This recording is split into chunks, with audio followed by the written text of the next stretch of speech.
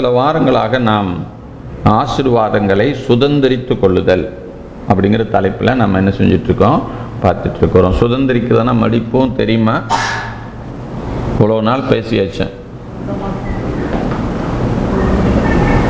சுதந்திரிக்கிறதுனா என்னங்க? எனக்கு சொந்தம் அப்படின்னு சொல்லி நம்ம என்ன பண்ணணுங்க? ஆமாம், போராடி எடுக்கணும், போராடி சுதந்திரிக்க வேண்டும், எனக்கு சொந்தமாக்கி கொள்ள வேண்டும். ஆமென், அல்லேலூயா.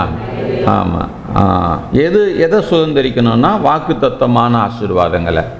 என்னங்க? வாக்குத்தத்தமான ஆசீர்வாதமெல்லாம் எப்படி இருக்குது? வாக்குத்தத்தங்களாக இருக்குது. அதனால் நீங்கள் தேவன் உங்கள் கூட தனிப்பட்ட முறையில் என்ன பண்ணணும்? பேசணும். சபை என்பது ஒரு காணிக்கை வாங்குகிற இடமாகவோ அல்லது உங்களை கண்ட்ரோலுக்குள்ளே வச்சு பாஸ்டர் சொல்கிறத தான் நீங்கள் என்ன பண்ணணும்? கேட்கணும். நீங்கள் என் பேச்சை கேட்கலைன்னா நாசமாக போயிடுவீங்க, பூமி பொழந்து என்ன ஆயிடுவீங்க, உள்ளே போயிடுவீங்க அப்படின்னு சொல்கிற இடம் இந்த இடம் இல்லை.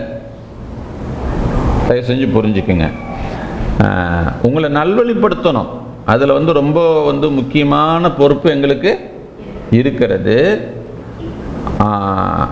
அது இந்த நல்வழி எப்படி நல்வழிப்படுத்தணும்னா, ஒரு பல்பை எரிய வைக்கணும், ஒரு ஃபேனை ஓட வைக்கணும். என்ன பண்ணுறது? கரண்ட் கனெக்ஷன் கொடுக்கணும். கரண்ட் கனெக்ஷன் கொடுத்தா பல்ப் என்ன பண்ணும்? எரியும். அதே போல தான் தேவனோடு உங்களை என்ன பண்ணணும்? கனெக்ட் பண்ணி விடணும், இணைச்சி விடணும். அதுதான் எங்கள் வேலை. இப்போ அதுதான் நான் உங்களுக்கு திரும்ப சொல்கிறேன். ஆசீர்வாதம் எல்லாம் இயேசு கிறிஸ்து என்ன பண்ணி வச்சிருக்கிறாருங்க? சம்பாதித்து வைத்திருக்கிறார். எதுவுமே உங்களுக்கு இனிமே புதுசாக அவர் என்ன பண்ண போகிறதில்ல. இன்னொரு முறை சிலுவைக்கு போயோ அல்லது இன்னொரு முறை அவர் நான் சிருஷ்டிக்கிறேன் அப்படின்னு சொல்லியோ அவர் எதையும் இனிமேல் என்ன பண்ண போகிறது கிடையாது. அவர் புதுசாக உருவாக்க போகிறது இல்லை. உங்களுக்கு என்னென்ன தேவையோ அனைத்தையும் அவர் ஏற்கனவே என்ன பண்ணி வச்சிருக்கிறாருங்க? ஆயத்தம் பண்ணி வைத்திருக்கிறார். ஆமென். இன்னொரு விஷயத்தை நல்லா புரிஞ்சுக்குங்க. ஆசீர்வாதம் என்பது வெறும் பணத்தை மட்டும் குறிப்பது அல்ல. இன்னைக்கு பெரும்பாலும் ஆசீர்வாதம் அப்படின்னா உடனே என்ன மைண்டில் வருது? பணம், பணம், பணம், வீடு, காரு, பங்களா, இதுதான் மனசுக்குள்ள வருது. இதெல்லாம் ஆசீர்வாதத்தில் ஒரு பங்கு, அவ்வளோதான். இது அதிகமாக இருக்கிறவங்கெல்லாம் ஆசீர்வதிக்கப்பட்டிருக்கிறவங்க, இது இல்லாதவங்கெல்லாம் சபிக்கப்பட்டிருக்கிறவங்க அப்படிங்கிற கான்செப்டுக்கு போயிடாதீங்க. சோத்திரம். ஆமாம், இயேசுநாதர் கையில் பணமே இல்லை. யூதாஸ் காரியோத்து தான் பணத்தை வச்சுட்டு தெரிஞ்சான். இயேசு கையில் என்ன கிடையாதுங்க? ஒரு பைசா கூட கிடையாது. ஆனால் அவர் எப்படி வாழ்ந்தார்? ராஜா மாதிரி வாழ்ந்தார். அதனால் பணம் இருந்தால் தான் வாழ்க்கை வாழ முடியும் அப்படிங்கிற அந்த கான்செப்டை தயவு செஞ்சு என்ன பண்ணிடுங்க? மாற்றிடுங்க. அப்போ பணம் வேண்டாமா சார்? பணம் வேணும். பணமும் எல்லாவற்றுக்கும் உதவும். அந்த பணத்தை யார் தருவா? கர்த்தர் தருவார். ஆமென், அல்லேலூயா. உங்களுக்கு எவ்வளவு தேவைங்கிறத யார் அறிஞ்சிருக்கிறா? அவர் அறிஞ்சு வச்சிருக்கிறார். எல்லா தேவையும் அவருக்கு தெரியும். ஆமாம், அவர் எவ்வளவு கொடுக்கணும்னு நினைக்கிறாரோ அதை தாராளமாக ஏராளமாக உங்கள் கையில் அவர் என்ன பண்ணுவாருங்க? கொடுப்பார். ஆகவே உங்கள் கவனம் எப்பொழுதும் இந்த பணத்து மேலே, பொருள் மேலே, நகை மேலே, புடவை மேலே, பைக் மேலே, காரு மேலே, இந்த மாதிரி இடத்துக்கு நாம் என்ன போகக்கூடாது? நம்மளுடைய சிந்தனையை திருப்பக்கூடாது. ஆமாம். இன்னும் சுருக்கமாக நான் சொல்கிறேன். நான் என்னுடைய அனுபவங்களில் கண்ட விஷயத்தை சொல்கிறேங்க. நோய் இல்லாமல் வாழ்கிறதே பெரிய ஆசீர்வாதங்க. பணம் காசு இல்லைன்னா கூட வாழ்ந்துடலாங்க. ஆனால் அந்த பணம் காசை வச்சுக்கிட்டு என்ன பண்ண முடியாதுங்க? நோயோடு வாழ முடியாது. பாசம் வேணும், உறவு வேணும், அதுதான் ரொம்ப முக்கியம். வீட்டுக்குள்ளே சமாதானம் இருக்கணும். வீட்டுக்குள்ளே உள்ளே போகும்போது ஏண்டா அந்த வீட்டுக்குள்ளே வர்றோம்? ஒரு சில மனுஷங்க உள்ளுக்குள்ளே வரும்போதே நினைப்பாங்க, ஐயோ நாள் வந்துட்டானா. இந்த மாதிரி இல்லாமல் ஒரு வாழ்க்கை வாழ்கிற அந்த சமாதானம் தான் மிகப்பெரிய ஆசீர்வாதம். அதனால தான் இயேசு பார்க்குற நேரங்கள்லாம் என்ன தெரியுமா சொல்லுவார்? உங்களுக்கு சமாதானம் உண்டாவதாக. அதனால சீசர்கள் கூட ஆரம்ப கட்டங்களில் பார்க்கும்போது எப்படி தெரியுமா சொல்லுவாங்க? ஷாலோம்னு சொல்லிக்குவாங்க, சமாதானம் உண்டா. இப்போ எல்லாமே மாறி போச்சு. இப்போ என்ன ஆகி போச்சுங்க? தோத்திரம் பிரதர், தோத்திரம் பிரதர் அப்படிங்கிற மாதிரி ஆகி போச்சு, ஸ்தோத்திரம். ஆனால் அப்போ அன்னைக்கு ஆரம்ப காலங்களில் என்ன சொல்லிக்குவாங்க? உங்களுக்கு சமாதானம் உண்டாவதா, வாழ்த்துவாங்க. ஒருத்தர் பார்க்கும்போது என்ன சொல்லுவாங்க? வாழ்த்துவாங்க. அப்படி வாழ்த்தும் போது தேவ ஆவியானவர் கிரியை செய்கிறார். நீங்க ஒருத்தர் வாழ்த்தும் போது பார்த்தீங்கன்னா உங்களுக்கு ஒன்றும் தெரியாத மாதிரி இருக்கலாம், ஒன்றும் நடக்காதது போல இருக்கலாம். ஆனா நீங்க வாழ்த்துதலுக்கு என்ன உண்டு? பலன் உண்டு. அதனால நான் போன முறையே நான் சொல்லிக் கொடுத்த ஒரு விஷயத்த, கணவன்மார் வெளியே போகும்போது என்ன சொல்லி நீங்க அனுப்பணும்? கர்த்தரால் ஆசீர்வதிக்கப்பட்டவரே சமாதானத்தோடு போய் வாரும். நீங்க புருஷன் அனுப்பினாலும் சரி, மனைவி அனுப்பினாலும் சரி, பிள்ளைகள் அனுப்பினாலும் சரி, தலைமையில கை வச்சு என்ன சொல்லி அனுப்புங்க? கர்த்தரால் ஆசீர்வதிக்கப்பட்டவரே சமாதானத்தோடு போய் வாரும், வெற்றியோடு திரும்பி வாரும் அப்படின்னு சொல்லுங்க. எத்தனை பேர் சொன்னீங்க இப்படி? மேரிமா, இனிமே மோச ஐயா என்ன பண்ணணும்? கிளம்பி போறதுக்கு முன்னால மேரி அம்மாவிட்ட வந்து நின்னுக்கணும். மேரி அம்மா சொன்னதுக்கு முன்னால தான் நீங்க என்ன பண்ணணும்? கிளம்பி போகணும். மேரி அம்மா என்ன சொல்லுவாங்க? கர்த்தரால் ஆசீர்வதிக்கப்பட்டவரே சமாதானத்தோடு போய் வெற்றியோட திரும்பி வாரும் அப்படின்னு சொல்லி அனுப்புங்க. ஸ்தோத்திரம். சாந்தி அம்மாவுக்கு முன்னால் நான் போய் நின்னுக்குவேன். ஸ்தோத்திரம். ஆரம்பத்தில் இது வந்து ரொம்ப எப்படி இருக்கும்? ஒரு நகைப்புக்குரியதா தெரியும், கிண்டலுக்குரியதா தெரியும். ஆனா நிச்சயமா அதுக்கு என்ன உண்டுங்க? பலன் உண்டு. செஞ்சு பாருங்க. கர்த்தர் மிகப்பெரிய காரியத்தை உங்க வாழ்க்கையில, உங்க குடும்பத்தில் என்ன செய்வாருங்க? செய்வார். ஆமா. எத்தனை பேர் விசுவாசிக்கிறீங்க? ஏன்னா வேதம் சொல்லுது, நீ யாரை ஆசீர்வதிக்கிறாயோ. ஆமா. நாம என்ன சொல்றோம்? என் பேச்ச கேட்க மாட்டேன்னா போற வழியில் நாய் ஒன்று கடிக்கும்.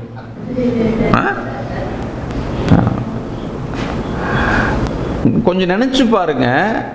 நம்ம அனுப்புறவங்களை திட்டி அனுப்பி அவங்க லாஸ் ஆகி அல்லது கஷ்டப்பட்டு அல்லது அவங்க தோல்வி அடைஞ்சு வர்றாங்க அப்படின்னு சொன்னா அதனுடைய விளைவை யார் சந்திக்கிறது? உங்களுக்கு அதுல அந்த சபிக்கிறவங்களுக்கு அதுல பங்கே இல்லையா? அப்ப எதுக்கு வாய் எப்படி சொல்லுது?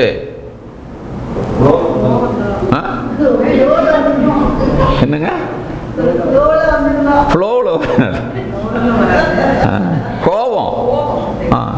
கோபம் நிஷ்டம் உள்ளது, கொடூரமானது. அது என்ன பண்ணுதுங்க? உங்களை அழித்து, உங்களை சார்ந்தவர்களை அழித்து, உங்க எதிர்கால சந்ததியும் அது என்ன பண்ணுதுங்க? நாசமாக்குது. அதனாலதான் தயவு செஞ்சு வார்த்தை அதிகமா என்ன பண்ணாதீங்க, பேசாதீங்க. கோபம் வந்து செவுத்துல போய் முட்டிக்குங்களே பார்க்கலாம், பட்டார்னு அடிச்சுக்குங்களே பார்க்கலாம். மாடு முட்டுற மாதிரி செவுத்துல போய் என்ன பண்ணுங்க? ஒரு முட்டுங்க. வேண்டாம். என்ன இருந்தாலும் சரி, எவ்வளவு மோசமா இருந்தாலும் சரி, அவர் போகும்போது என்ன பண்ணுங்க? ஆசீர்வாதம் பண்ணி அனுப்புங்க. வேதத்தில் நம்ம பார்க்கும்போது எலிசபெத்து முதல்ல கர்ப்பமாயிடுறாங்க. அடுத்தது 6 மாசம் கழிச்சு மரியாள் கல்பமாகறாங்க. தேவதூதன் சொல்றாரு, உன்னுடைய நெருங்கின இனத்தாலாகிய எலிசபெத்து வயது முதிர்ந்தவ தான். இப்ப அவ என்னவா இருக்கா? கர்ப்பவதியா இருக்கிறா. இது நான் கொடுத்த ஆசீர்வாதம் அப்படின்னு சொல்லி சொன்ன உடனே இந்த மேரி அம்மா என்ன பண்றாங்க? இந்த மேரி அம்மா இல்ல, அந்த மேரி அம்மா என்ன பண்றாங்க? எலிசபெத்தை என்ன செய்யறாங்க? பார்க்கறதுக்கு போன உடனே அந்த எலிசபெத்தை என்ன பண்றாங்க? அவங்க வாழ்த்துறாங்க. வாழ்த்தும் போது நடந்தது என்ன தெரியுமா? அந்த குழந்தை வாக்குத்தத்தத்தின்படி பிறக்கிற குழந்தை, பரிசுத்த ஆவியினால ஆசீர்வதிக்கப்பட்ட குழந்தை. ஆமா, வயதான காலத்துல பிறக்கிற குழந்தை. அது தேவ சந்நிதியிலிருந்து கிடைச்ச குழந்தை. அது என்ன பண்ணுது? அந்த ஆசீர்வாதத்தை ரிசீவ் பண்ணுது. எங்க? வயிற்றுக்குள் இருக்கிற குழந்தை மரியாள் சொல்லுகிற ஆசீர்வாதத்தை என்ன பண்ணுது? ரிசீவ் பண்ணுது, துள்ளுது. ஸ்தோத்திரம். அல்லேலூயா. இன்னைக்கு நம்ம ஆசீர்வாதம் பண்ணா வந்துட்டு ஆசீர்வாதம் பண்றதுக்கு. அப்படின்னு அவங்கள நம்ம ஆசீர்வதிக்கிறவங்களை என்னவா நினைக்கிறோம்? அற்பமா நினைக்கிறோம். ஏன்னா நம்ம குடும்பத்திலேயே பழகி நம்முடைய அவங்களுடைய சில சுபாவங்கள் நமக்கு என்ன பண்ணாததா இருக்குது? பிடிக்காததா இருக்குது. சுபாவங்கள் பிடிக்காததா இருக்கிறபடினால அவங்க சொல்லும் போது நம்மளால என்ன பண்ணிக்க முடியல? ஏத்துக்க முடியல. அதனாலேயே நம்ம நிறைய ஆசீர்வாதங்களை இழந்து போயிடுறோம். ஏலி தாத்தா ரொம்ப நல்லவரா? ரொம்ப நல்லவரும் இல்லை, ரொம்ப கெட்டவரும் இல்லை. ஆனா வயசாகி போய் கூட ஒருத்தி என்ன விசனத்துல அழுகுறா அப்படின்னு கூட அவரால் என்ன பண்ணிக்க முடியல, புரிஞ்சுக்க முடியல. எனக்கு தெரிஞ்ச விஷயத்துல அவ்வளவுதான். மன கிளேசத்துல ஒரு பெண் என்ன பண்றா? அழுறா. ஏமா அழுகுறான்னு கேட்கணும். ஒருத்தர் அழும்போது என்ன செய்யணும்? ஏமா அழுகுற? அது காலையில இவ்வளவு அழுகு உனக்கு எதுக்கு? அப்படிதான் கேட்கணும். யோசேப்பை பாருங்க, 2 பேர் சொப்பனம் கண்டுட்டு திருன்னு முழிச்சுட்டு உட்கார்ந்து இருக்கிறானுங்க. அவனுங்களுக்கு சமாதானமே போயிடுச்சு. இந்த சொப்பனத்தின்படி என்ன நடக்குமோ தெரியலையேன்னு கலக்கத்தில் உட்கார்ந்து இருக்கிறான். காலையில் அவங்களும் காலையில் நேரம் தான். யோசேப்பு அந்த இடத்துக்கு வர்றாரு. அவர் அவங்க மேல கொஞ்சம் சின்ன ஒரு அதிகாரியா நியமிக்கப்பட்டிருக்கிறார். என்ன கேட்கிறாரு? ஏடா தண்ணி போட்டு ஏடா காலையில் காட்டி இப்படி கஞ்சா அடிச்சு போட்டு உட்காந்துருக்கிறீங்க அப்படியே கேட்டாரு. மூஞ்சி பாரு கோமா ஊதுகாமலை நாட்டு ஒப்பி போய் உட்காந்துருக்கிறாங்க. காலையில் காட்டி கொஞ்சம் நல்லா இருக்கு தெரியாது. ஆளுங்களை பாரு, மூஞ்சி பாரு, உங்களை பார்த்த உடனே என் மேல இருக்கிற அபிஷேகமே எனக்கு போயிடுச்சுடா அப்படின்னா திட்டினார். யோசேப்ப என்ன பண்றாருங்க? அன்பா, ஏப்பா நேற்று காலையில் நல்லா தான்ப்பா இருந்தீங்க, இன்னைக்கே உங்க முகம் இப்படி டல்லா இருக்குது, ஏன் சோகமா இருக்கிறீங்க, என்னன்னு சொல்லுங்க என்கிட்ட அப்படின்னு விசாரிக்கிறார். ஆனா ஏலி தாத்தாவுக்கு அப்படி விசாரிக்கிற கோணம் இல்ல. இவர் கைதி விசாரிக்கிறாரு. அவரு ஜனங்களை ஆசீர்வதிக்கிற ஸ்தானத்தில் நிக்கிறவரு. ஆனா அவர் என்ன பண்ண மாட்டேங்கிறாருங்க? விசாரிக்க மாட்டேங்கிறார்.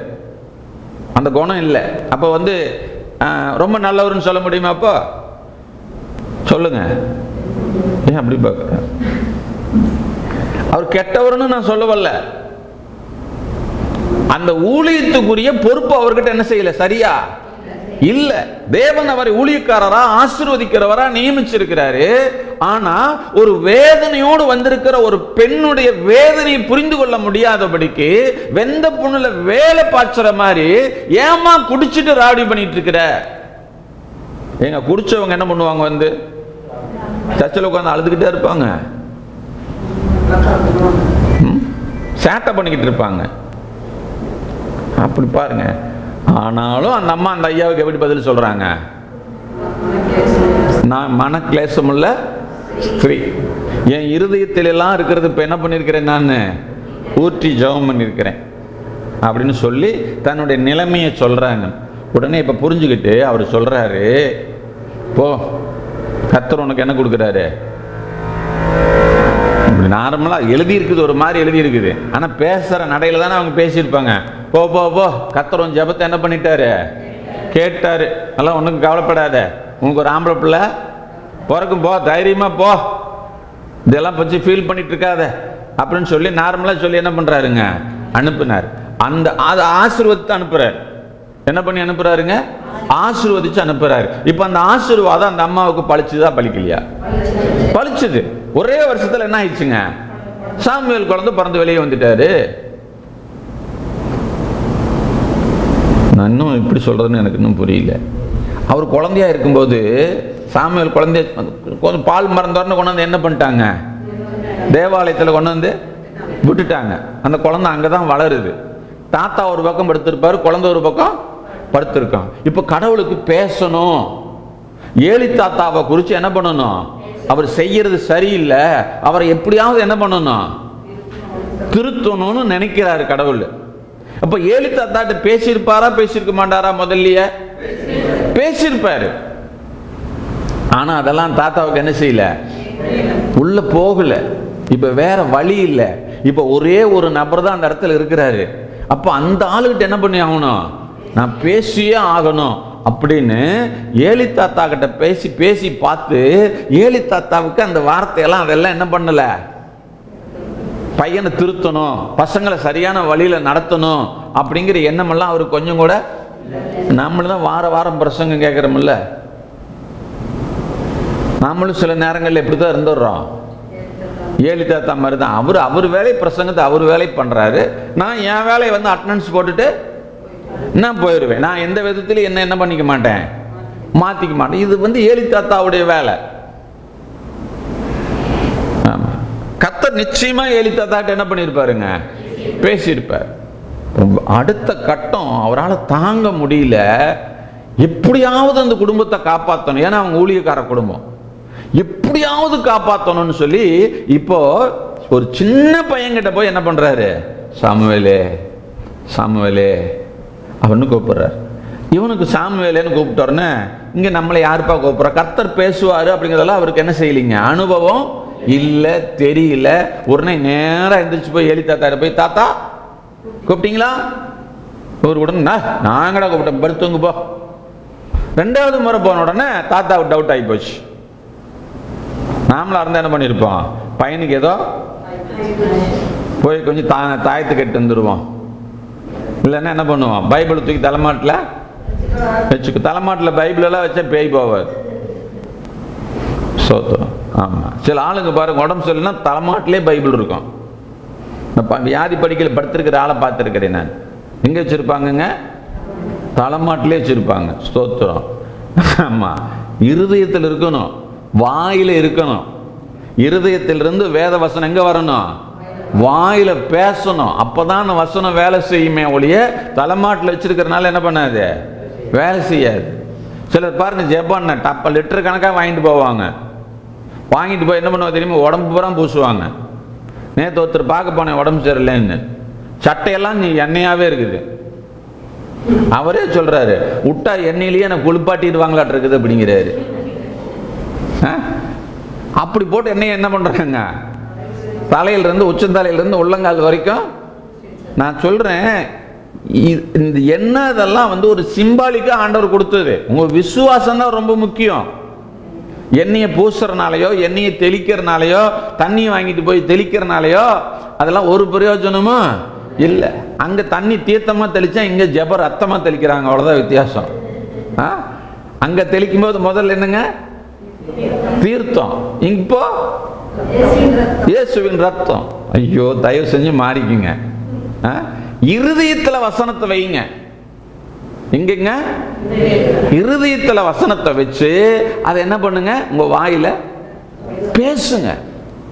ஆமா, ஒண்ணுமே பேச தெரியலையா, ஏசப்பா நீ என் கூடவே இருக்கீங்க, என் வாழ்க்கை கெட்டு போகாது, நான் நல்லா இருப்பேன் ஆண்டவரே, என் பிள்ளைங்க நல்லா இருப்பாங்க ஆண்டவரே, நீங்க என் கூட இருக்கீங்க, நீங்க என் கூட இருக்கீங்க, உமக்கு நன்றி ஏசப்பா, நீங்க எங்களை வழி நடத்துறீங்க, ஸ்தோத்திர ஆண்டவரே, எங்களுக்கு கண்ணை வச்சு ஆலோசனை சொல்றீங்க, நன்றி ஏசப்பா, எங்க குடும்பத்தை நீங்க பராமரிக்கிறீங்க, எங்க குடும்பத்துக்கு சோறு போடுறீங்க, எங்க குடும்பத்துக்கு எல்லாத்துக்கும் நீங்க தான் பொறுப்பு ஆண்டவரே. இப்படி இதெல்லாமா கூட சொல்ல தெரியாது. இந்த மாதிரி உங்களுக்கு என்ன தோணுதோ அதை உங்க வாயால் என்ன பண்ணுங்க, பேசுங்க. தயவு செஞ்சு தலைமாட்டில் கொண்டு போய் என்ன பண்ணாதீங்க, பைபிளை வைக்காதீங்க. இப்படியெல்லாம் மூட நம்பிக்கைக்குள்ள என்ன செஞ்சிடாதீங்க. என்ன சொல்ல வர்றதுக்கு இதுக்கு போயிட்டேன் நான்.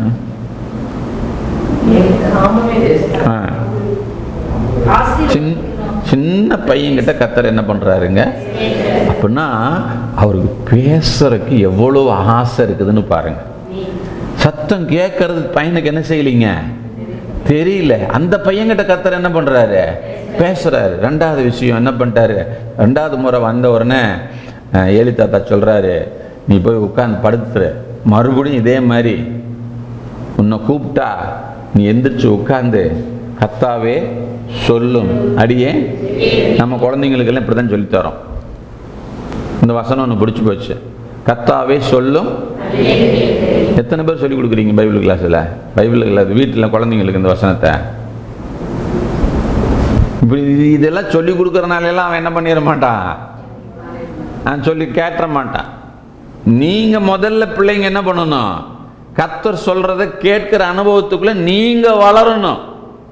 நீங்க பிள்ளைக்கு சொல்லி கொடுக்கறது நிறைய குடும்பத்தில் நான் பார்த்துட்டேன். இங்க நம்ம சபையில் இருக்க இல்லையான்னு தெரியல, நிறைய காரியங்கள்ல குழந்தைக்கு சொல்லி கொடுக்குற முதல் வசனம் என்ன தெரியுமா? கர்த்தாவே சொல்லும் அடியே கேட்கிறேன். நம்ம நாளைக்கே அந்த தாத்தியா அன்னைக்கு ஏலி தாத்தா கேட்கல, அதனால குழந்தைக்கு சொல்லித்தர வேண்டியதா இருந்துச்சு. குத்துக்கல்லாட்டு இருக்கிறீங்களே, நல்லா படிச்சிருக்கிறீங்களே, பைபிள் தெரியுது, நீ ஏன் குழந்தைகிட்ட போய் ஆண்டவர் பேசுறாரு? உங்ககிட்ட பேச மாட்டாரா? அப்ப நீங்க முதல்ல பழகணும். நீங்களே அப்ப திருப்பி அந்த குழந்தை மட்டும் நல்ல வேலை திருப்பி கேட்கல, உங்ககிட்ட என்னைக்குமா பேசினாரு, உங்ககிட்ட எப்பமா பேசினாரு, நீ ஏன் ஆண்டவர் சத்தமெல்லாம் கேட்டது இல்லையான்னு கேட்டு இருந்திருந்தா நம்ம பொழப்பு நாரி போயிருக்கும்.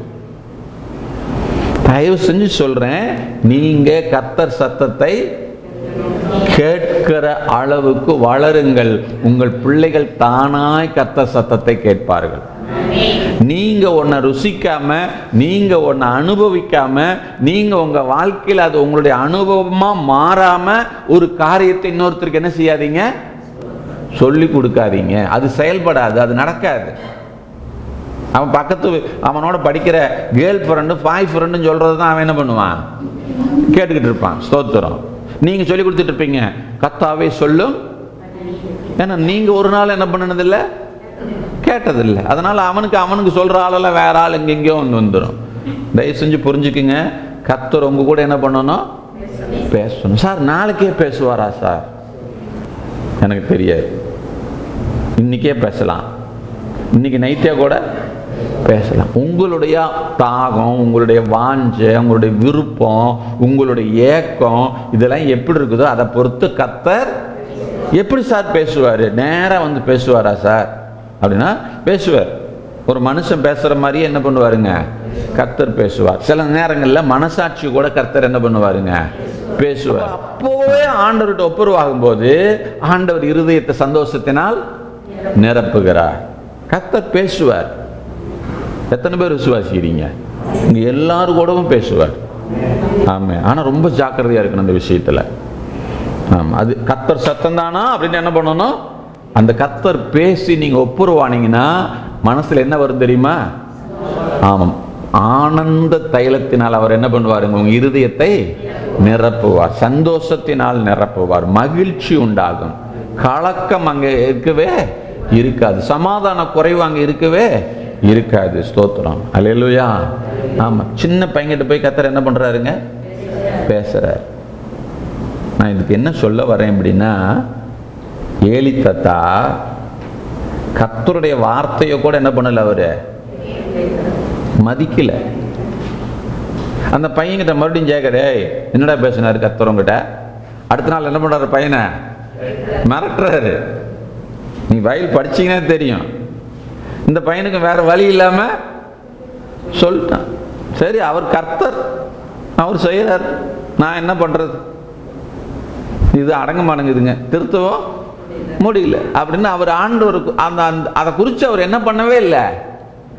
இனிமே ஏலியினுடைய வம்சத்திலிருந்து ஒருத்தனும் ஆசாரியன் ஆக முடியாது அப்படின்னு சாமுவேல் கிட்ட சொல்லும் போது இந்த சத்தத்தை கேட்கும் போது ஏலி எவ்வளவு வருத்தப்பட்டிருக்கணும். அந்த காலத்துல உபவாசம் தான் மனம் திரும்புதலுக்கு அடையாளம்.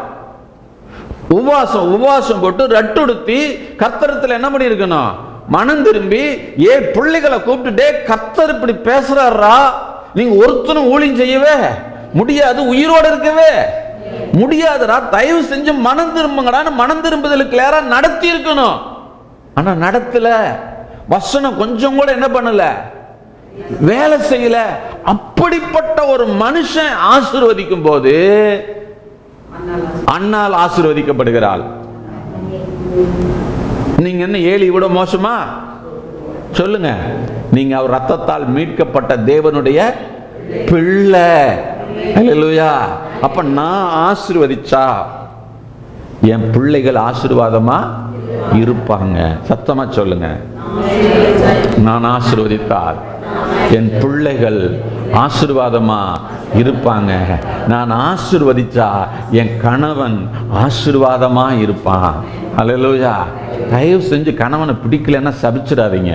அந்த சாபம் சேர்ந்து நீங்களும் என்ன பண்ண வேண்டியதா இருக்கும், அனுபவிக்க வேண்டியதா இருக்கும். நீ பாப்பா இன்னைக்கு அழகா ஷார்ட் மெசேஜ்.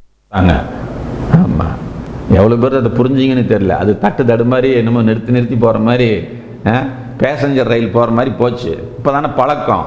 இன்னும் கொஞ்ச நாள் போச்சுன்னா அது என்ன எக்ஸ்பிரஸா மாறிடும். ஸ்தோத்திரம். அல்லேலூயா. ஆமா, நல்ல விஷயத்துக்கு கணவன் மனைவி என்ன பண்ணுங்க, உடன்படுங்க. மனைவி என்ன பண்ணுங்க, கணவன்மார்கள் ஆசீர்வாதம் பண்ணுங்க. தயவு செஞ்சு சனினே உன்னை போய் நான் கட்டிக்கிட்டேன் பாரு.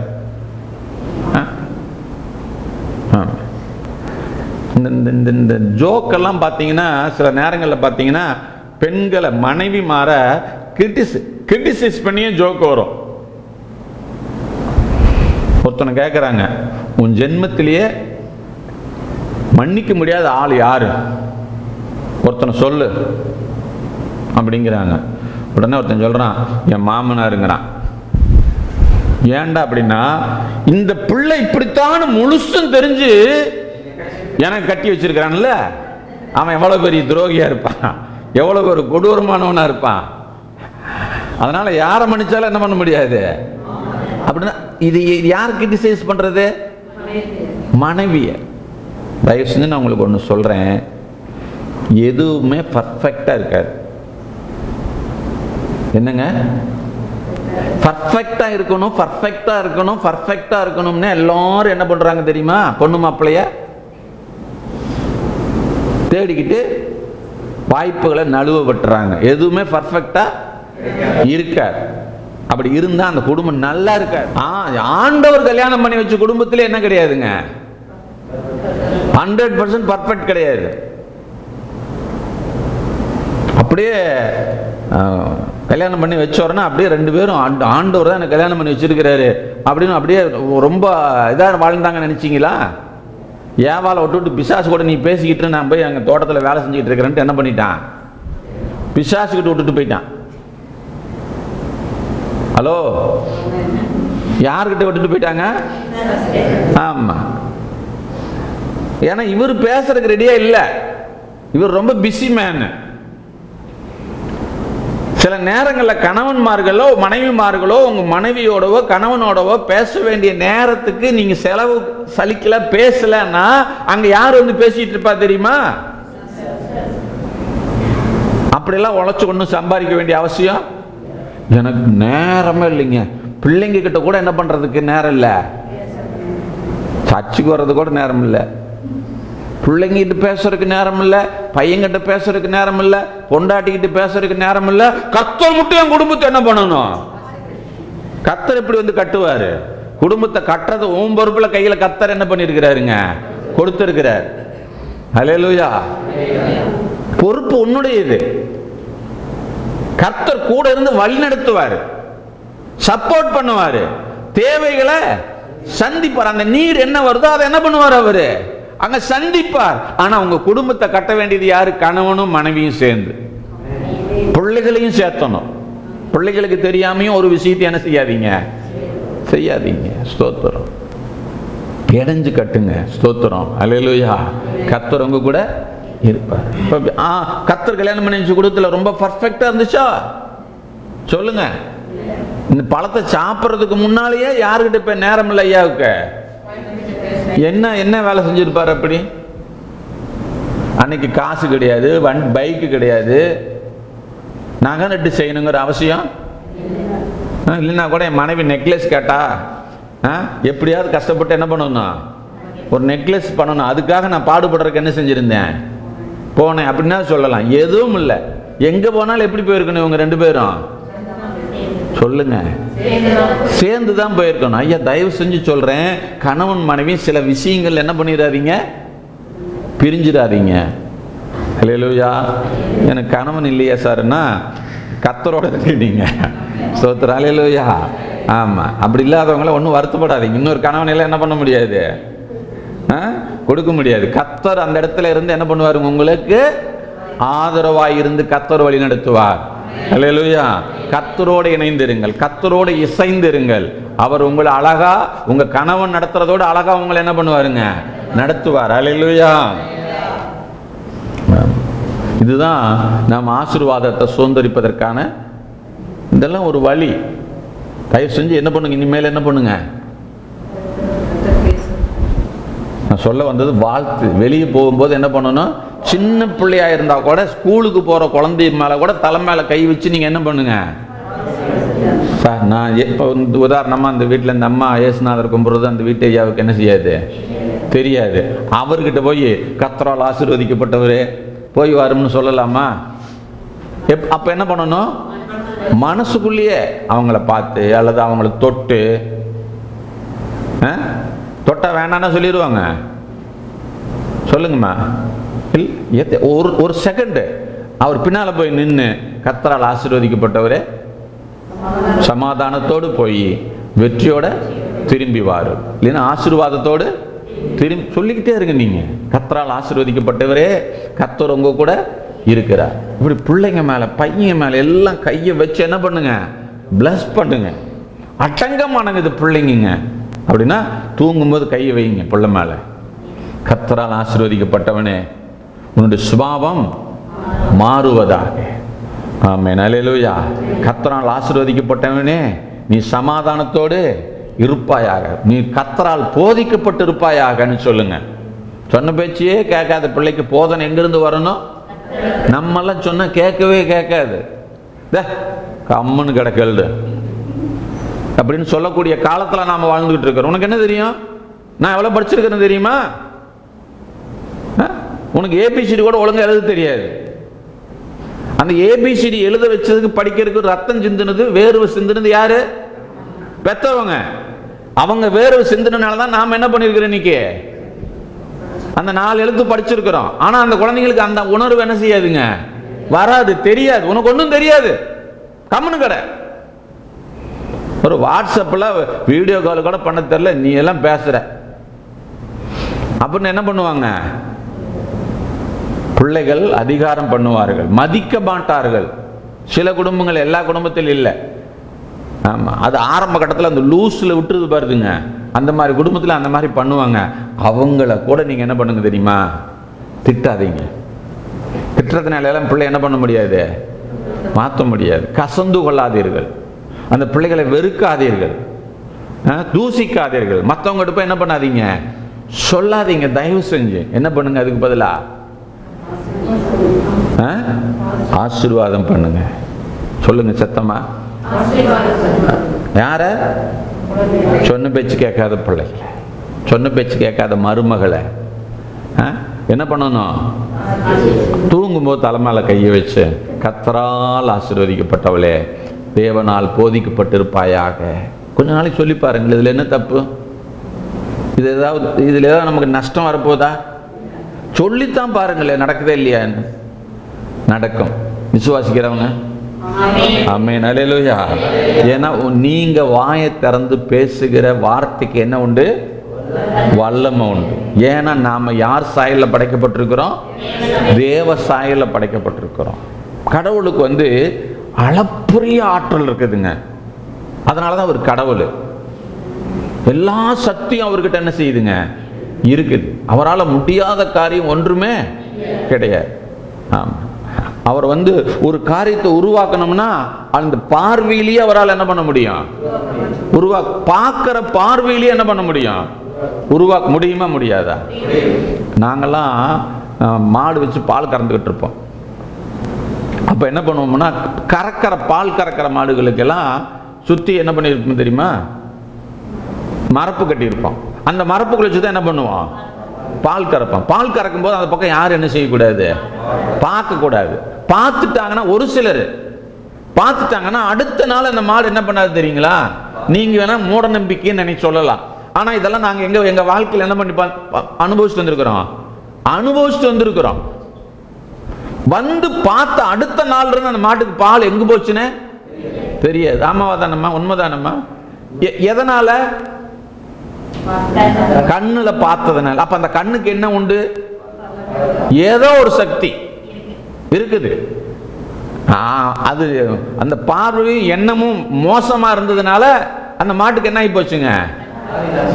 பால் இல்லாம போச்சு. கெடுக்கிற சக்தி அந்த பார்வைக்கு வருது. அப்ப கர்த்தர் நல்லவர். அவர் பார்த்தாருனாவே அங்க என்ன வரும்? வல்லமை வரும். வருமா வராதா சொல்லுங்க? வரும்.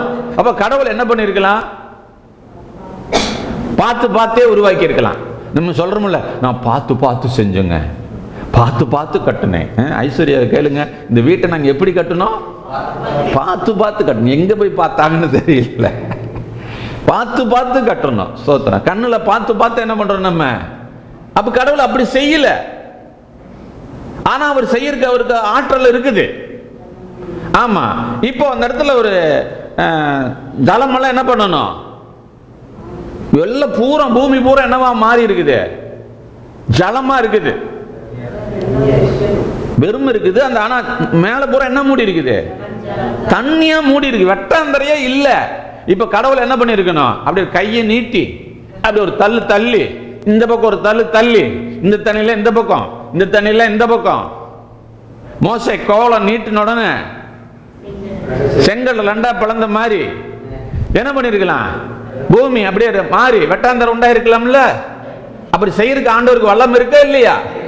இருக்கு. ஆனா அவர் அதை அப்படி செய்யல. அவர் செஞ்சது எல்லாம் என்னங்க? மனுஷன் உருவாகிறதுக்கு முன்னால வரைக்கும் அவர் செஞ்சது எல்லாமே என்ன வேணுமோ அதை விசுவாசிச்சு அவர் பேசினார். எப்படி பேசினாருங்க? கடவுளே இப்ப நான் பேசினா இவ்வளோ காரில் நிறைஞ்ச பூமிக்குள்ள வெளிச்சம் உண்டாகும் என்கிற நம்பிக்கையிலையும் விசுவாசத்திலையும் அவர் என்ன பண்ணாருங்க? பேசினார். வெளிச்சம் உண்டானது. வெட்டாந்தரை உண்டாகட்டும் என்று அவர் விசுவாசித்து பேசினார். ஆகவே என்ன உண்டாச்சு? வெட்டாந்தரை உண்டானது. மரம் செடி கொடிகள் உண்டாக கடவுது என்று சொல்லி அவர் விசுவாசித்து பேசினார். அவைகள் எல்லாம் உண்டாயிடுச்சு. பெரிய நட்சத்திரம் உண்டாகட்டும் அவர் விசுவாசித்து பேசினார், உண்டானது. இப்ப நாம பார்க்கிறவைகள் எல்லாம், காணக்கூடாதவைகள் காண்கிறவைகள் எல்லாவற்றையும் தேவன் எப்படி உண்டாக்கினார்? பேசி பேசி உண்டாக்கினார். நாம பேசி பேசி எல்லாத்தையும் குடிச்சவராக்கிட்டு இருக்கிறோம். ரெண்டு பேர் உட்கார்ந்துட்டா பேசி எவ்வளவு அழிக்கணுமோ அவ்வளோத்தையும் என்ன பண்ணிடுறோம்? அதனாலதான் சொற்களின் மிகுதியினால் பாவம் இல்லாமல் போகாது. ஆமா. நீ ஆலயத்துக்கு போகும்போது நடையை அப்படின்னு என்ன அப்படியே நட எப்படி வைக்கணும்? அப்படியே பைபிளை தூக்கி இப்படி வச்சுக்கிட்டு அப்படியே பவ்யமா என்ன பண்ணணும்? ஸ்தோத்திரம் ஸ்தோத்திரம் ஸ்தோத்திரம் ஸ்தோத்திரம் ஸ்தோத்திரம் ஸ்தோத்திரம் ஸ்தோத்திரம் ஸ்தோத்திரம். ஏமா இப்படி போற? ஆண்டவர் சொல்லியிருக்கிறாரு, ஆலயத்துக்கு போகும்போது உன் நடை என்ன பண்ணி சொல்லியிருக்கிறாரு. அதனால ரொம்ப கவனமா நான் நடந்து போறேன். அதை சொல்லல. நடைங்கிறது என்ன? நடக்கிறது இல்ல, வாழ்க்கை முறைய. ஸ்தோத்திரம். எங்க போகும்போது? ஆலயத்துக்கு போறதுக்கு முன்னாலேயே உன் வாழ்க்கை முறைய மாத்திக்கோ. ஸ்தோத்திரம். அல்லேலூயா. உன்னுடைய மனநிலையை மாத்திக்கோ. நீ பேசுற முறைய மாத்திக்கோ. இல்லன்னா அங்க போனா சுருக்கு சுருக்குன்னு வார்த்தை வரும். அப்புறம் பாஸ்டர் என்னையுமே குத்தி காட்டுறாரு. குத்துனா தானே மாறுறீங்க? சொன்னா யாராவது மாறுறீங்களா? சொல்லுங்க. நடையை காத்துக்கொள். உன் வார்த்தை சுருக்கமா இருப்பதாக சொல்லுங்க. அதனால யார் பேசினாலும்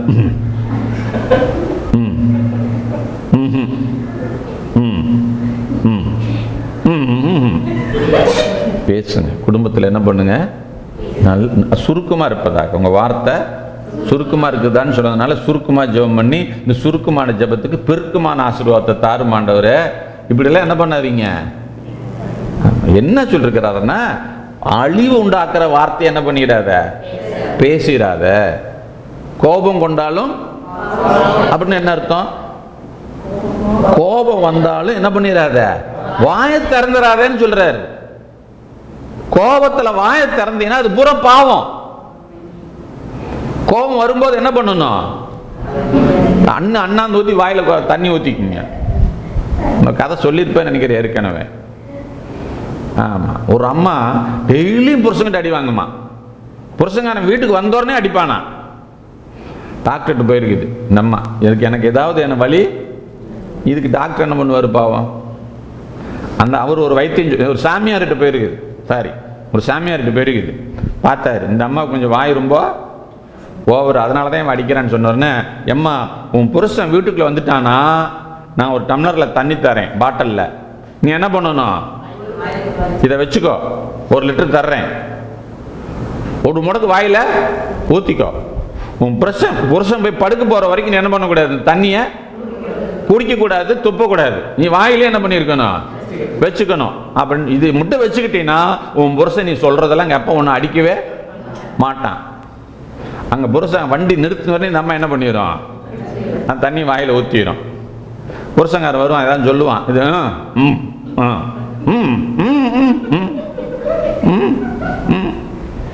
என்னடா இப்படி ஆகி போயிட்டாலே, அவனுக்கு ரொம்ப சௌகரியமா போச்சு. இத்தனை நாள் பேசியே கொண்டாலே, நல்ல வேலை என்ன ஆகி போயிட்டா, அமைதி ஆயிட்டா. ஆமா, இப்போ வீட்டில் சண்டையே இல்லை. 1 மாசம் ஆகி போச்சு, தண்ணி தீர்ந்து போச்சு.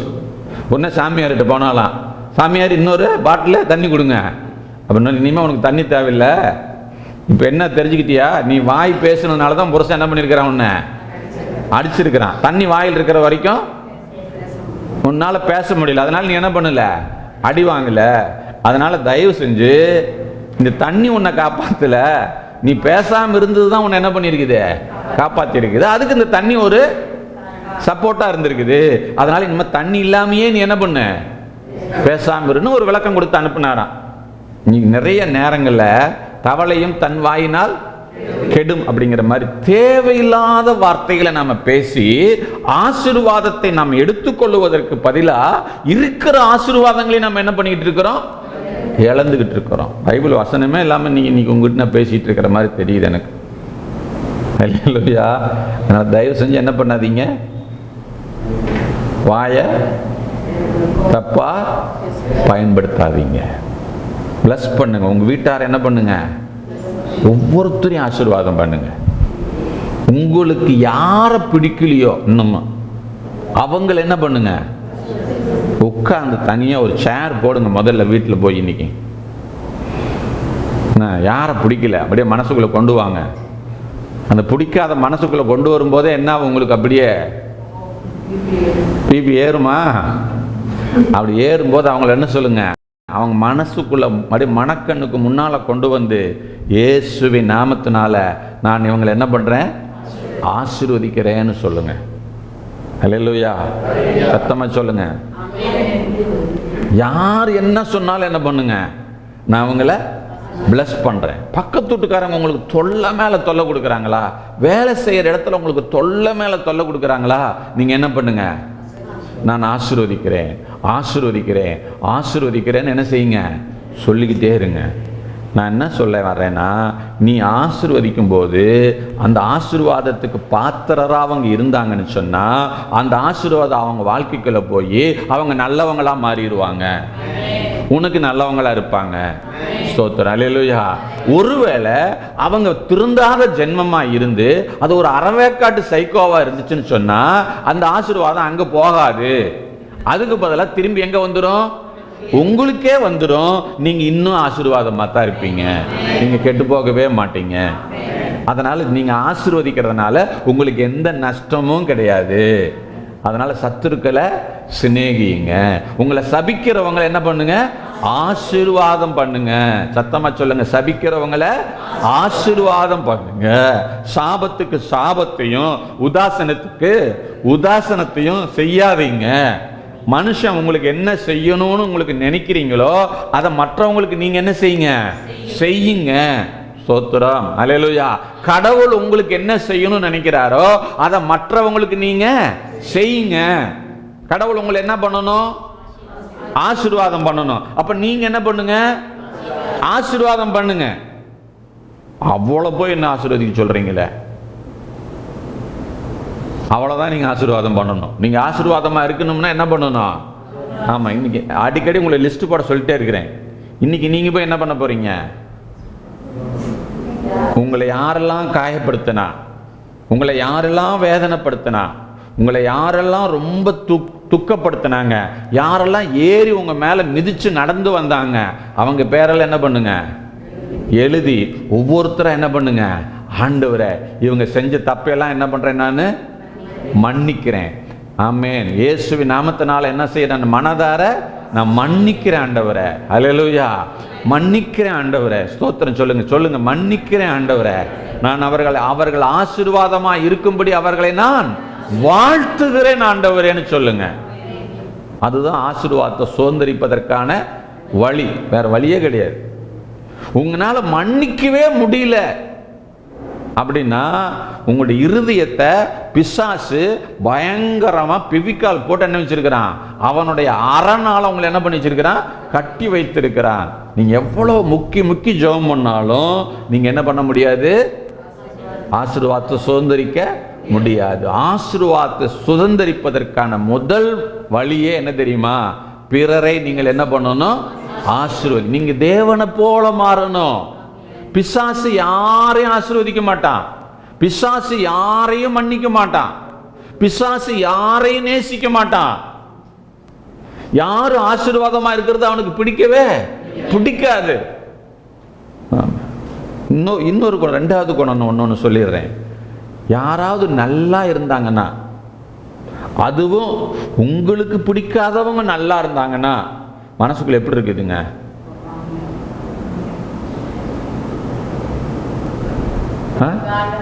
ஒரு காண்டம் இருக்குது. அதெல்லாம் யார் குணம் தெரியுமா? பிசாசுனுடைய குணம். தூக்கி தூர போடுங்க. வரும். நம்ம மனிதர்கள் தான். நம்ம நிறைய நேரம் பிசாசு கூட என்ன பண்ணிட்டோம்? வாழ்க்கை நடத்திட்டோம். ஆமா.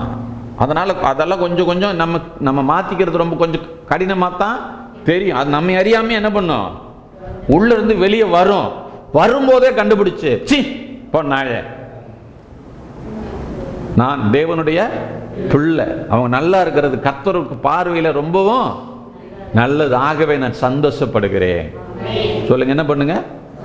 மற்றவங்க ஆசீர்வாதமா இருக்கிறத பார்த்து, மற்றவங்க பிளஸ்டா இருக்கிறத பார்க்கும்போது நீங்க என்ன பண்ணணும்?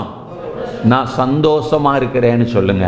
ஏசப்பா உமக்கு நன்றி, இவங்களை இப்படி ஆசீர்வதிச்சிருக்கிறீங்க, உமக்கு ஸ்தோத்திரம். அல்லேலூயா. ஒரு பெரிய பங்களாவை பார்க்குறீங்க. அந்த பங்களாவை கட்டின பெரிய துன்மார்க்கனா இருக்கிறான். நாம என்ன தெரியுமா சொல்றோம்? ஊரை கொள்ளையடிச்சு இவ்வளோ பெரிய பங்களா கட்டியிருக்கிறான். எப்படி சாவ போறானோ? கண்ணை மூடித்தான் சாவுவான். இப்ப அவன் நம்ம என்ன பண்ணிட்டு நம்மளை அறியாமைய சபிச்சுட்டோம். அவனுக்கு அந்த பணத்தை யார் கொடுத்தாங்கிறது நமக்கு மேட்டர் இல்லை. அவன் நல்லா இருக்கிறான். அல்லேலூயா.